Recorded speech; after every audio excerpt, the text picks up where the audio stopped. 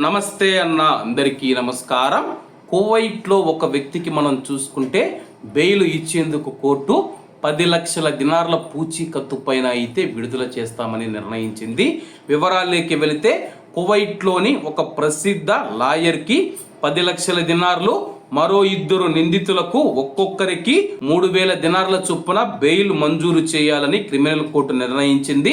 అలాగే వీరి పైన ఉన్న కేసులు మనం చూసుకుంటే అధికారిక పత్రాలు ఫోర్జరీ చేయడం, లంచం తీసుకోవడం, వారసత్వ నిధులు ఏవైతే ఉన్నాయో వాటిని దుర్వినియోగం చేయడం వంటి అభియోగాలు ఉన్నాయి.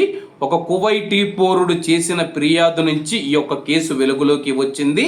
ఆమె బంధువు మరియు లాయరు ఒక ఉద్యోగి మరియు ఇతరులతో కలిసి ఆమె కుటుంబ వారసత్వాన్ని, ఆస్తులను దొంగిలించడానికి పత్రాలు ఏవైతే ఉన్నాయో వాటిని నకిలీ చేయడం జరిగింది.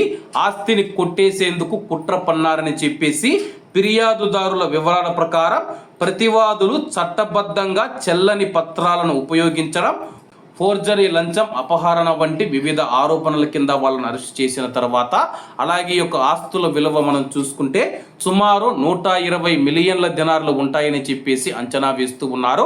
ఆ ఆస్తిని కొట్టేసేందుకు లాయర్ మరియు ఇతరులు అయితే ప్రయత్నించడం జరిగింది.